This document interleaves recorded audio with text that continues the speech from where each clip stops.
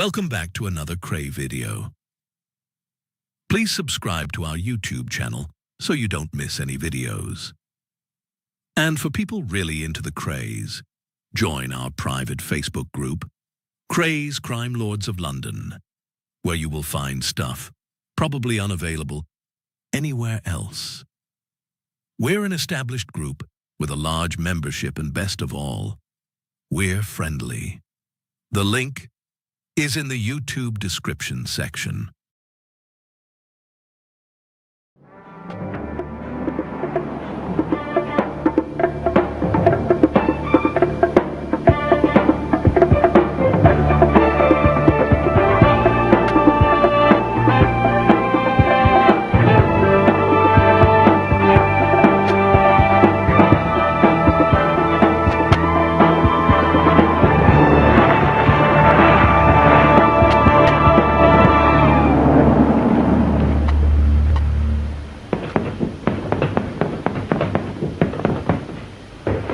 Charlie Kray and his twin brothers were once professional boxers. Born in London's East End, they knew they'd have to fight to make their name. In 1951, they all appeared on the same bill at the Royal Albert Hall. Charlie Kray lost his bout. Reggie won easily and skillfully. Ronnie lost his temper and was disqualified.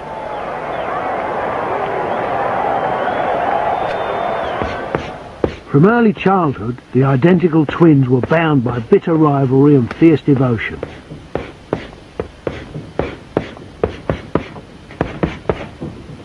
Their conviction for assaulting a policeman ended their mother's hopes for a boxing career for her sons. Their family believed it was fate that turned them into heavyweight gangsters. You see, that's where it all began from when they was children, really. I mean, when I was boxing, they were very, very good. They won everything. People thought if I could beat Reggie and Ronnie, even when they were children, then we'll have a name. And they never did win. So they kept winning, and as they got older, the same thing happened. People wanted to put the twins back on the floor. And so as it went on, it got worse, obviously, the violence, and they kept winning. And that's how it all began. They weren't looking around to be Jack the Lads or be villains. It happened.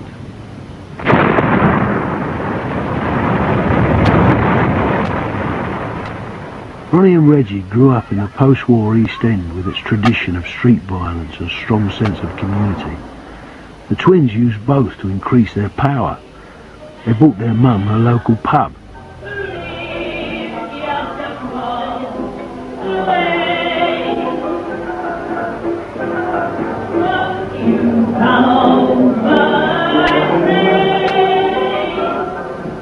The Krays worked hard to appear as local boys made good, but they were murderers and extortionists. They made sure cameras were on hand to help them gloss over the dark side of their activities. The twins killed people in cold blood, but the images that remain in the public's mind are of Ronnie and Reggie giving money to charity, of Reggie posing with the stars, of Ronnie hobnobbing with politicians like Lord Boothby, and the twins immortalised by the fashionable photographer David Bailey.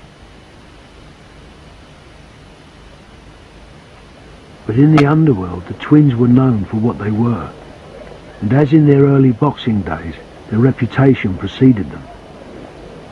Obviously, once you start getting a reputation, I mean, you stand on Bow Corner, you got a reputation as a game boy. So you get someone down from Roman Road crowd, or Stratford and Poplar, and you have a battle there, or you go and visit Mile End, or whatever, same thing. To be told that their twins were taking over was a sort of, wow, something to be proud of. You know. It could have gone either way. I went the wrong way. Big Albert Donahue joined the firm after one of the twins shot him in the back of the leg. This was after the Krays had branded a friend of Albert's on the face with an electric poker. It was a punishment for some perceived slight against the twins, and when Albert dared to speak his mind, he became their next target. Jewish guy, so he's got a blue chin anyways, and he hasn't shaved because he's got these been branded with electric poker, you know, the wire lighter things. And we were trying to get it out of him who done it, but he wouldn't say who done it. So in the end I got fed up with him. I said, well, if somebody done that to me, I'd blow their head off.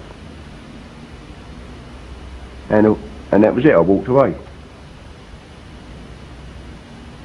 If I'd known it was Ronnie, I wouldn't have changed my mind, but I'd changed my mouth. You know, I wouldn't have said it. As soon as I walked in the pub, someone said, here he is. And everything sort of hushed, you know. I stood at the bar, got a bottle of light ale, and in them days you always kept the bottle because it's an innocent weapon. And I felt these people drifting away from me, you know, and I thought, oh shit, it's off now. And then bang! So I turned round, and here's the other guy going like that with an automatic pistol. Albert refused to tell the police which twin had shot him. This made him worthy of joining their firm. And they said that when your leg's better, come and work with us. In the meantime, we put you on a pension. I think it's 15 quid a week pension, which was, I suppose at the time, near enough average week's wages. You know. So that was it. That was the moment you were on the firm? Yeah, signed up.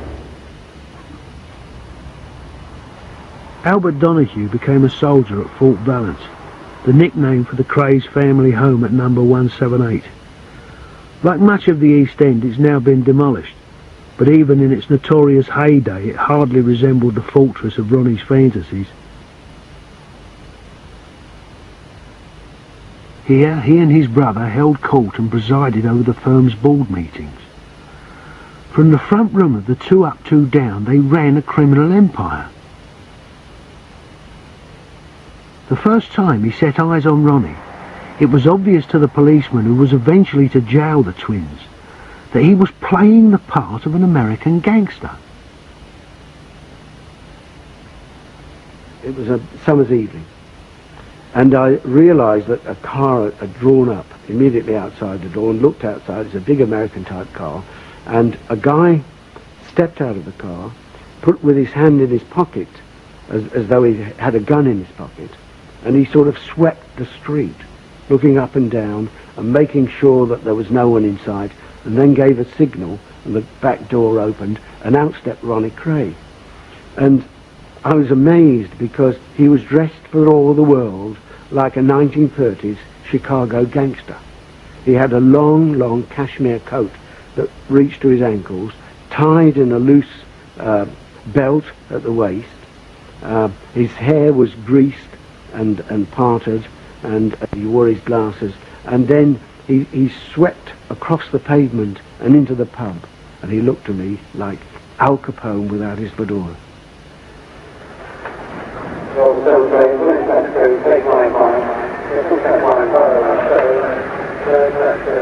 Many were prepared to obediently follow the Kray twins' lead, but those were the days when the stands at Hackney Dog Track were packed with punters.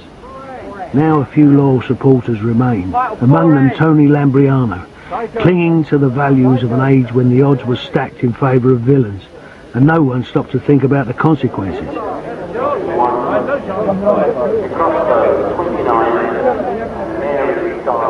Lambriano's loyalty cost him his liberty.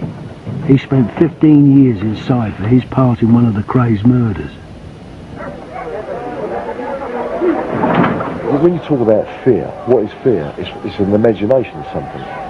That's what fear is. I've seen frightened people, yeah. I mean, we've all done it. Every one of us has terrified someone in some way. But I think we saw it as a way of like earning a living. I mean, you can go and go to a lawyer, for example, to solve a problem. But if you went to someone like the twins, their word was enough. I mean, the problem ended. It's proved time and time again. Their name was enough. They didn't need a firm. There was a firm, and the two of them on their own. They never need the firm. You see, the twins had to live up to this reputation. Bear that in mind. And what I mean by that is, what people want them to be, they had to be, I suppose, if I look back on it that way. So they had to be good at whatever they'd done, and believe me, they were good. The best I ever saw.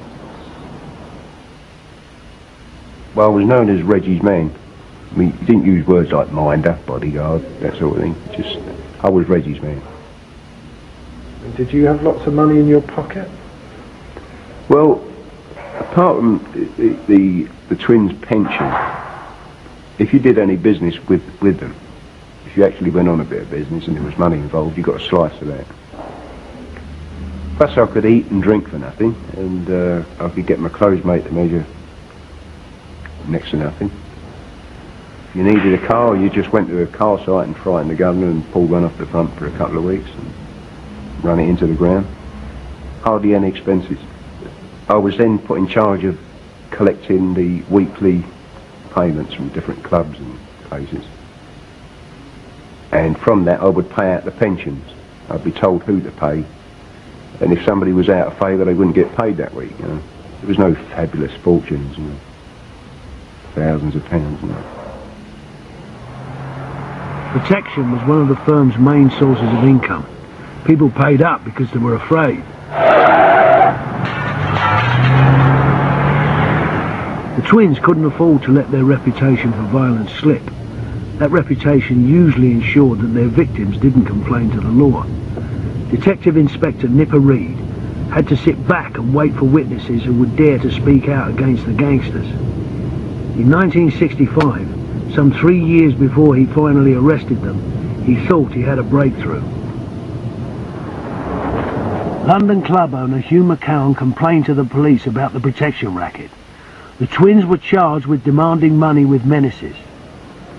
They wanted 50% of the profits from his club, the Hideaway.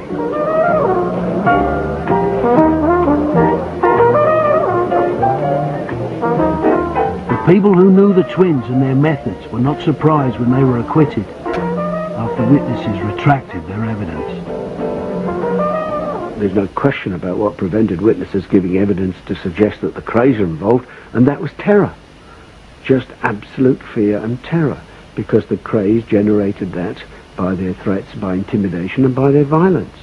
People were openly saying, they won't be in long, they'll get away with it, they'll get out. And so it happened. This gave them even more confidence, even more arrogance, even more certainty that they were the kings of the underworld in the East End and that nothing could change that. This is BBC Television. The twins used the press to capitalise on their release. How much has this trial cost you? It's cost us roughly £8,000. And how do you feel about that? Most of them I like the idea to spend that money for no reason for them. Does it leave you broke, or how does it leave you? It doesn't leave us broke, but at the same time it's a lot of money to have to pay out when money's innocent, you know. A lot of people have got the impression from this trial that Clubland, London, is very tough. Do you think it is? You run a couple of clubs. Well, in all clubs you get an occasional drunk, you know, and sometimes have to be slung out, and that's why there's dormer and that, but I suppose it's like Clubland all over the world, really. It's just the same as... I don't suppose it can be that bad, as people won't go to them, really, would they? Ronald, what do you think about Clubland in London? Well, I think most clubs are very respectable, you know, and I don't think there's any trouble at all in them, except occasionally. In the East End, the twins' victory over the law only increased their power to dispense their own vicious brand of justice. You knew if you were doing wrong, and you knew if it warranted some sort of comeback, so you were expecting it. And I know cases where people were upset when they didn't get seen to, because it made them feel small, insignificant, you know. Scarf, chip mark, they would wear them with pride, you know. Look at me, I've got a cut. It was a sign that you were a tough guy. First of all, the guy would be kidded to, made to feel easy. All right, were you drinking, that sort of thing. Then one would walk away from him that way, one would walk away from him that way. And then when everything was right and everybody was out of the way, they would just spring the guy. Zip. He's cut. They don't feel it. That's the first thing they do, is they look, they see the blood. And a lot of people, because they're bleeding, they're beaten. Other people, They get angry when they see their own blood, you know. But most people, as soon as they think they're bleeding, they go, whoa. Especially when they coupled with the opposition, of course, you know. Come on, everybody, tonight is party night at the Astor Club. Come on! Enjoy yourself. It's later than you think. Enjoy yourself. Why you're still in the year. In the 60s, crime was tinged with glamour. Celebrities and villains rubbed shoulders at the Astor Club just off Berkeley Square. But violence was never far beneath the veneer of respectability. One night at the Astor, the chief henchman for the rival Richardson firm, Mayor Frankie Fraser, was entertaining the fugitive Scottish murderer Jimmy Boyle. Insults were traded when Kray associate and bank robber Eric Mason arrived on the scene. And I walked in with these two friends of mine, and one of the Scots guys said something about my friend's broken nose, and my friend knocked him out. And all hell was let loose then, so the Richardsons, Fraser and all that felt that they had to make one against us because of their showing discourtesy to their friends from Scotland, and that's how it started. So all of a sudden a few knives come out, axes and one thing and another, and I jumped in, pulling people off my pal. Police were called, got out the back door and bumped into Mason outside on the pavement. And he said, Reggie and Ronnie won't be pleased with what's happened here tonight, which was nothing to do with me or even with them for that matter. And with that I just bundled him into the car and kidnapped him. Was he injured at all? Well, if he wasn't injured, then he must have been the Invisible Man. Of course he was injured. How? With a chopper. Injured where? Round the head, everywhere. They overpowered me and got me into this workshop where Fraser pulled a chopper and hit me on the head with an axe. But I put my hand up, and my hand, and that scar there, my hand was pinned to my head, so I couldn't move the hand. And they tried to chop that hand, as you see them scars there, that's where they tried to chop the other hand up. And they was making remarks, he won't ever fight again. You know what I mean? He really got what he deserved. And that day he wasn't a bad fellow as it happened, so, you know, in that sense, he never went to the police afterwards or anything like that, no, or anything. But on that particular night, he was bang out of order. Well, I thought I was dead, you know what I mean? I'd see lights and all that. I must have been come to with lights in the operating table or something, because I had 370 stitches, 3 fractures in my skull, and I was in a pretty bad state. Mason and Fraser's fight took place as the Underworld was bracing itself for all-out war between London's two major firms, the Krays and the Richardsons. This never happened because in March 1966, the Richardsons got involved with a local gang in a gunfight at the Mr. Smith's Club in Catford. One man was shot dead. As a result, most of the Richardsons were either under sedation or under arrest. The Richardsons were now broke up. Some were in hospital, some were in Nick. Cornell was a loner, and he's come over to our territory. It was an insult. Ronnie took it as an insult. To us, Cornell was a finished man. He was beat. He had no backup, you know.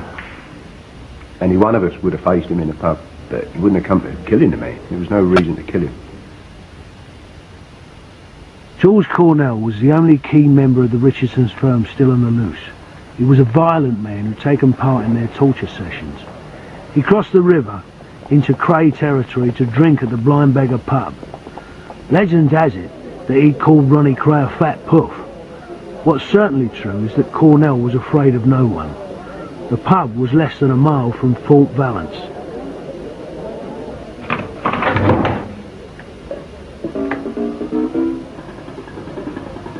Cornell was with his friend Albie Woods, who now talks publicly about that night for the first time.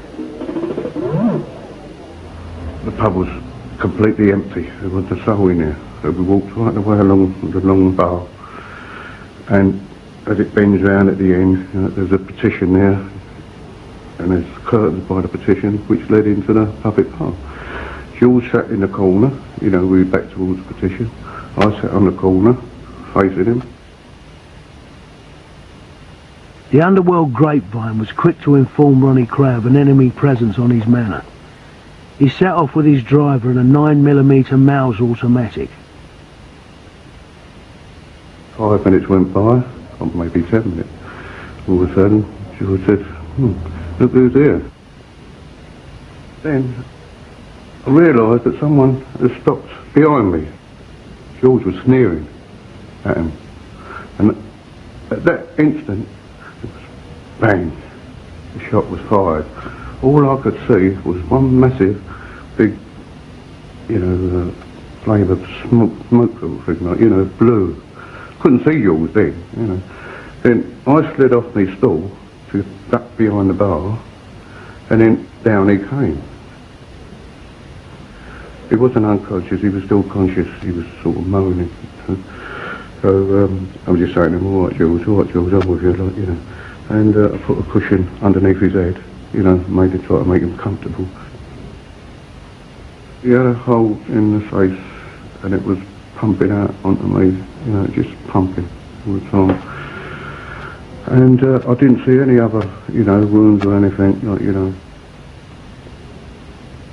I was wearing a blue mohair suit with a collar and tie. And when I looked at myself, I was absolutely saturated in blood.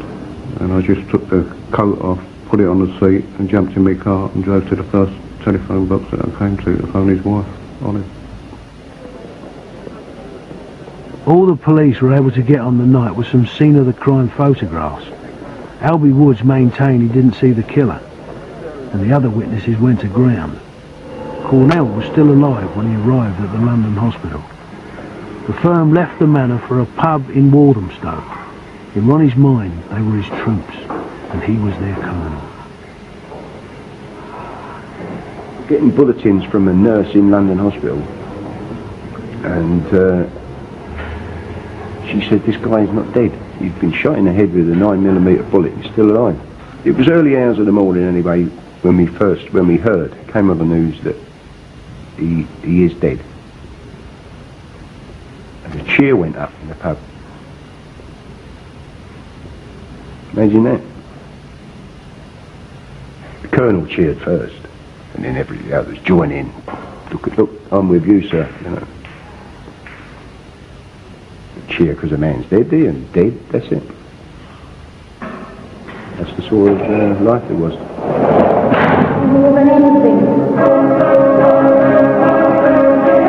Their names were Ronnie and Reggie. They were twins, and as they grew, they came to understand the power of fear. They were the Krays, and their story is terrifying, because it is true. Gary and Martin Kemp star as the Krays. Who loves you, eh? The media loves the Krays.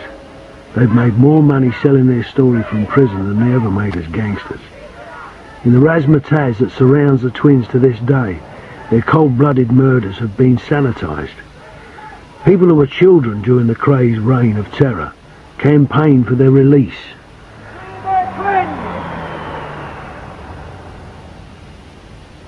Back in the 60s, once the twins' violence had escalated to murder, hardened members of the firm realised they were completely out of control. They might even turn against their own. The twins wouldn't send a stranger to get you, because they know you'd either do the stranger or you wouldn't show. So the person who's going to come for you is your partner. So we had a little arrangement that if he used my first name, Albert, that's a warning, and vice versa.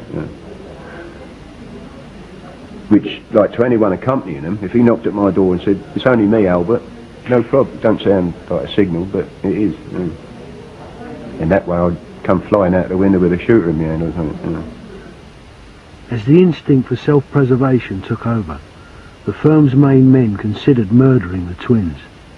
When something would happen, it would be, we could have done that fat bastard last night, you know. We used to call them Gert and Daisy, the two, Reggie and Ronnie. But Ronnie was vulnerable because when we're going somewhere in the car, he had to sit in the passenger seat. The people with Ronnie, just sitting behind him, just take him through the tunnel and bow, he's gone. You know. Chuck him out the other side or take him somewhere and bury him, burn him. The problem, as we saw it, was not the twins, it was after that. If we want to carry on, we've got to build up a new fear. Plus we've got to handle a very likely arrest for the actual murder of the twins. But they were definitely as much on the list as we were. Murder is seen as a solution to a problem. Frank, the mad axeman Mitchell, became the twins' next problem. Initially, they decided to help him escape from Dartmoor prison. Anyone who could lift two 15-stone men at arm's length would be useful muscle on the firm. Mitchell had spent 18 years inside for various crimes of violence and had been certified insane. Even at high security Dartmoor, he was allowed to wander off from outside working parties to visit the local pub because he was so difficult to control. The Krays thought it would boost their gangland reputation to help him campaign for a release date for his life sentence. The first step was to spring him from the moor.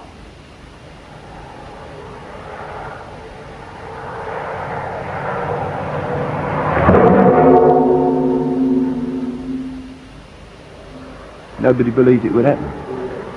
So when it was discussed, they was all, I don't even know where the moor is. Where's that? It's near Scotland. You're all larking about. Anyway, like an idiot, I mentioned I'd been evacuated to a place called Ashburton in Devon, which is on the edge of the moor. Oh, well, you know where it is. Oh, shit, I'm in it now. So it's decided that me and Mad Teddy Smith, and we go and pick him up. That's all it was, a pickup. Didn't have to break him out or anything like that. No sirens going and all that rubbish.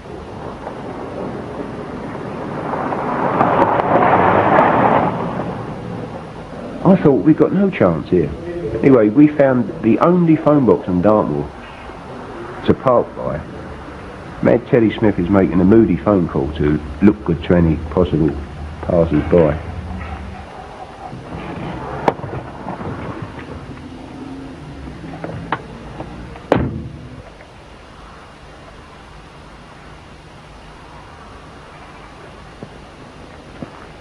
I looked up and Mitchell's come round this bend in the road. Sugar, couldn't believe it, here he is. Now we've got to get him in the car. We've got clothes for him and all that.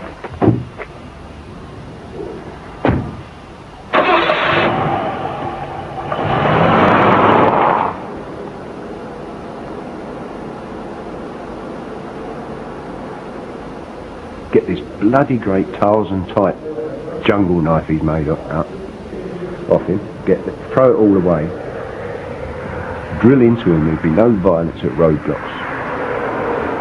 Anyway, we were in London before it came on the news. Police believe that the escaped Dartmoor prisoner Frank Mitchell is still on the moor. Mitchell, who's 37, has been described as the most violent criminal in Britain. Because it wasn't unusual for Mitchell to slip away, it was several hours before the alarm was raised. The twins had not anticipated the extent of the publicity that would surround the escape. Mitchell wrote to the Times and sealed the letter with his thumbprint. He said if he got a release date, he would give himself up. But he never got that chance. The twins began to realise that Mitchell was a liability. In the Underworld, it was an open secret that Reggie and Ronnie were behind the escape. They'd risk arrest just by visiting Mitchell at the Barking flat they provided as his hideaway. When the mad axeman started to get restless, they sent a nightclub hostess called Lisa Prescott along to keep him company. Frank fell in love with her, that was it. Then he started saying he wants to get out of this place, you know, he wants to move around, he wants to circulate. Now when this was relayed back, well, that was it, he signed his warrant then. He's now become dangerous. And the next thing I know, I'm pulled up to get him out of the flat, separate him from the girl, get him out of the flat, and deliver him to a van. Donahue was told the van would take him and Mitchell to a country hideout. He knew what would happen, but not when. Inside the van were Underworld hitman Alfie Gerard, South London villain Jerry Callahan, and the much-feared armed robber and gangster Freddie Foreman. None were members of the Kray firm.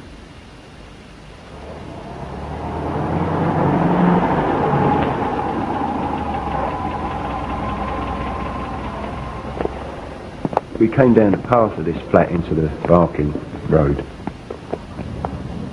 I see the van over on the left, like a Thames van, or an Atlas I think in them days.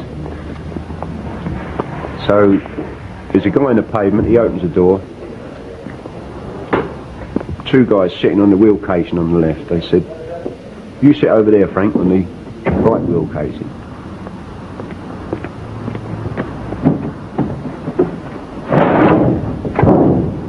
As he slams the passenger door, these two guns just open up. Bow, bow, bow, bow. Mitchell's on his knees and you can see him hitting him, and he just fell back, doubled back on his own legs.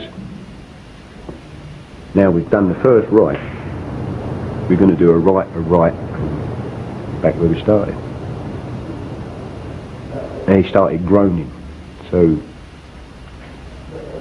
one of them, bang, bang, bang, 3 times around the heart. You could see his shirt jumping. Quiet. Now we're coming back up to the main road. He starts groaning again, or whether it was some physical, what they call it, reaction when he's dead. Anyway, the gun went under his ear and bow, that was the last one. Now we're at the main road, so I said, right, stop here. I couldn't see how the strange firm had just done this business in front of me, a middleman. And I'm not dead. Common sense told me I should be next. And I was waiting for a bullet. And I said, right, drop me here, I've got to go back and I'm just talking, out the back door. I'm still waiting to be done as I walk away from that thing. You know, the smell of gunshots, and with cordite, gunpowder, whatever it was, but I had a big old Crombie overcoat on. I got out of there and I had to, it was cold night, but I had to walk along with it wide open, get rid of the stink of this. Plus I was sweating like a pig, I tell you. Because that hair's on the back of your neck, it was on the hole up the back of my head they were standing up. I was expecting to bang any minute, you know. Reggie's trusted lieutenant walked back to the flat where a terrified Lisa Prescott was waiting. She had heard the shots that ended Mitchell's 11 days of freedom. Albert gave every surface of the flat a wet and dry wipe to get rid of any fingerprints. Then he rang the twins, who told him to bring Lisa over. She was prepared for the worst. On the way there in the car, the girl said something I'll never forget. Connie Whitehead's driving at the moment, and he's laughing and joking. He's normal self. He doesn't know what's happened. So she said, will you promise me when it's my turn that you do it?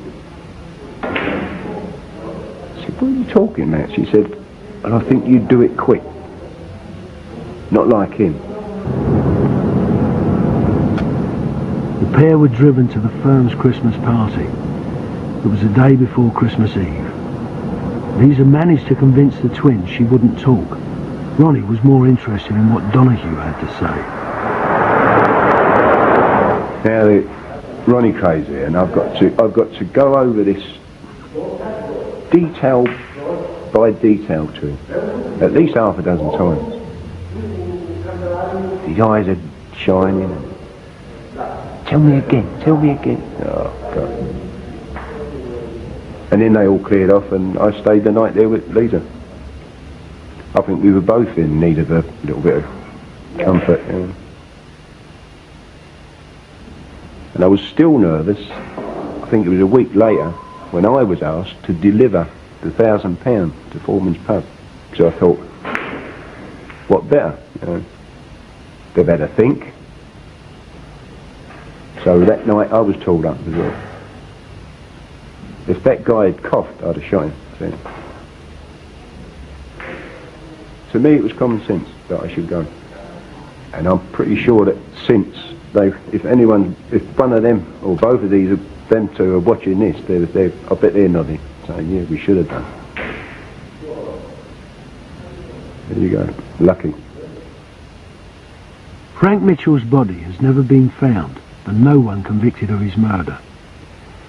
Detective Inspector Nipper Reed based the Kray investigation at Tintagel House, south of the Thames near Vauxhall, well away from Scotland Yard where the twins were rumoured to have friends.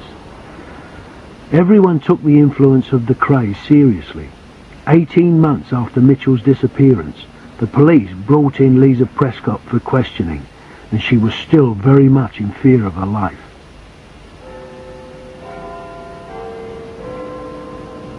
When they came over Lambeth Bridge, she realised they were going away from the yard and not towards it. In fact, they were, of course, going to Tintagel House. And so she leapt out of the car, and one of my officers fell out and followed her, and it just stopped her jumping over the bridge.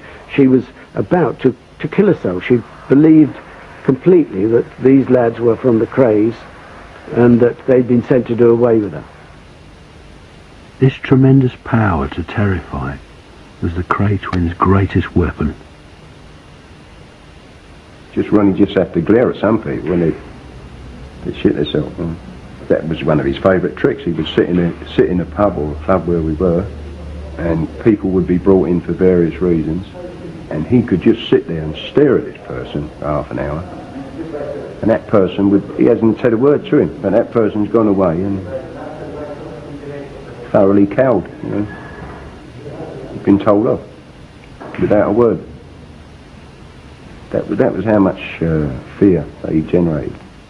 In the warped world of the twins, their next victim, Jack the Hat McVitie, caused his own death. And when people go into the McVitie murder, if ever a man brought about his own death, if you want to put it that way, or if ever a man was the cause of his own murder, it is a case that stands on his shoulders above everyone else. And I'll explain why.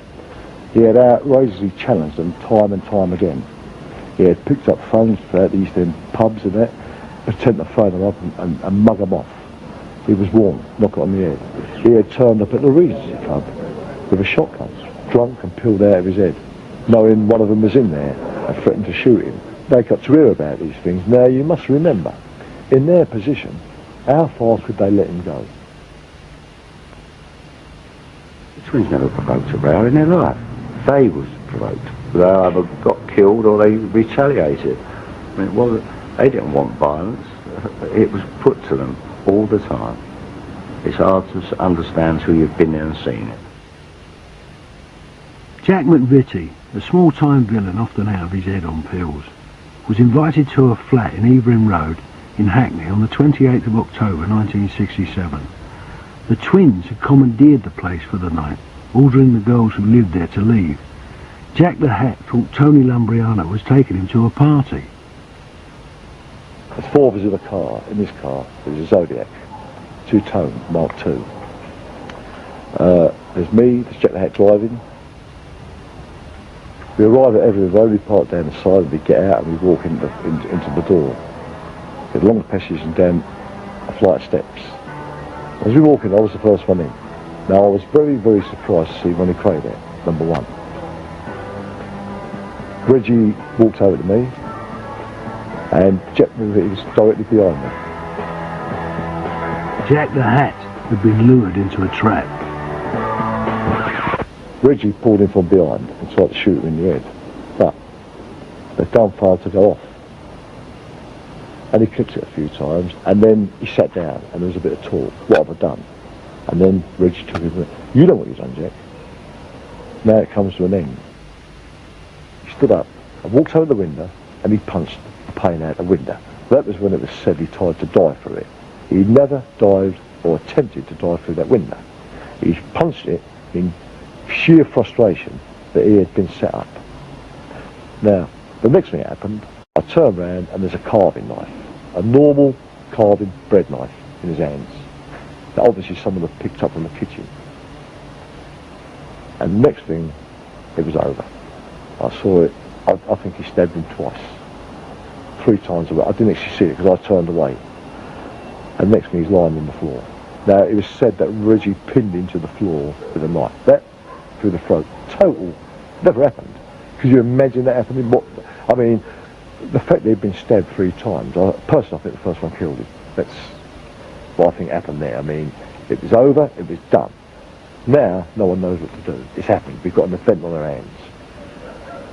What amazed me, the twins said, get rid of him, Jamie. Just like that. And they went. Jack McVitie's body has never been found.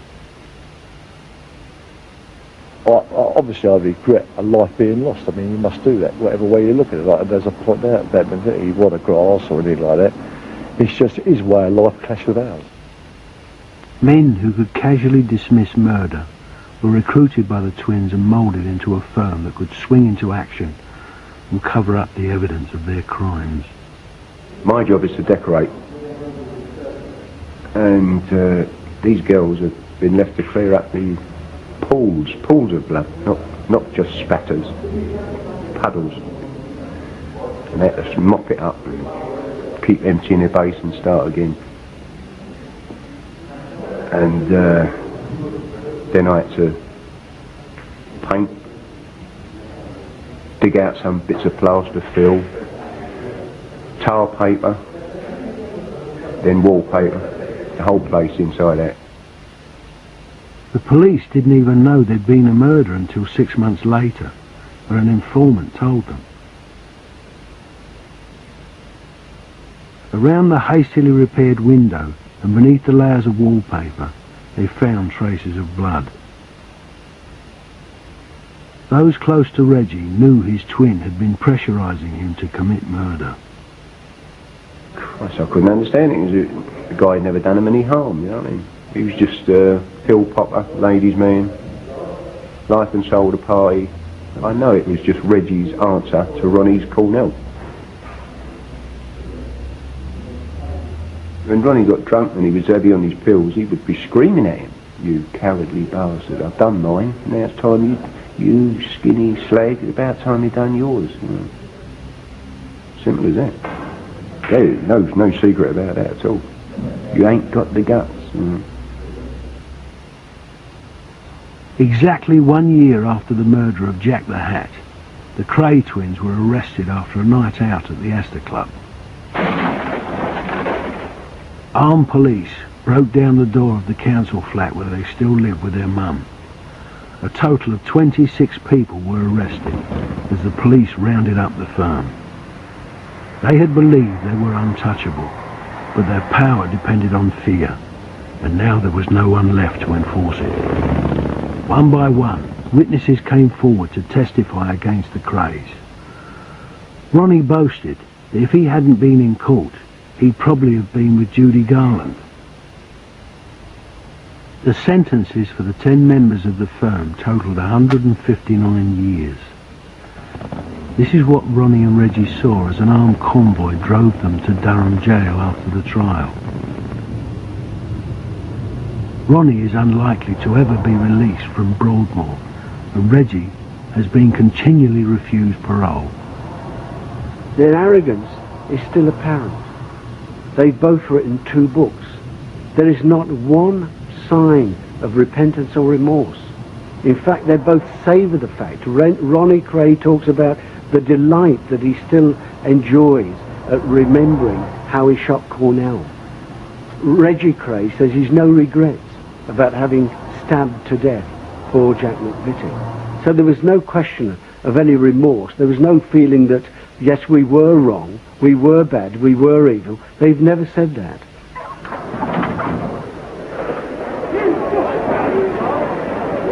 For the twins and their supporters, there's still too much at stake to admit that they were wrong. If they deny their past, they'll have nothing left. Tony Lambriano is still on licence for the murder of Jack the Hat. He's proud of the fact that he never grasped, even though it meant 15 years in jail. I was a villain, I was a criminal. So I'm not going to stand and point the finger or blame anyone for my downfall. The choice was mine.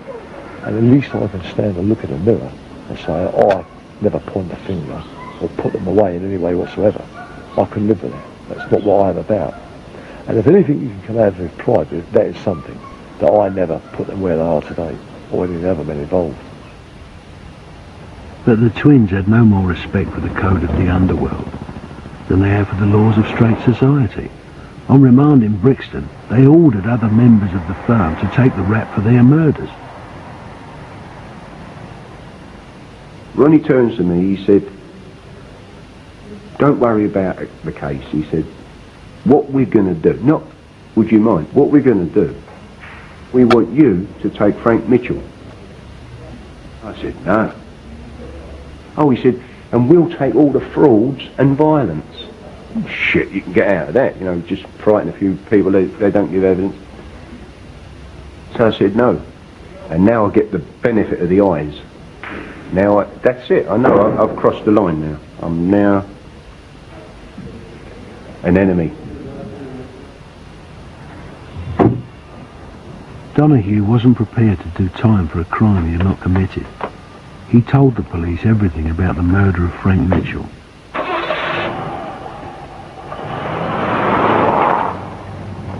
But no one was convicted because the judge felt the evidence of a former member of the firm could not be trusted without corroboration. Once we get to trial, when I start giving the evidence, then everybody stands back in amazement. Wow, look, here's this former member of the firm, he's spun right round and now he's Queen's evidence. They don't know anything about the reasons, they don't know why, and they say supergrass. I think that was the birth of the phrase supergrass. And that was it. They became supergrass #1, I think. I ran it over 2 years. And this obviously set a lot of people thinking, wow. And a lot of them bought diaries out of that, I think. 2 years for murder instead of life. The Underworld got the message that being supergrass paid off.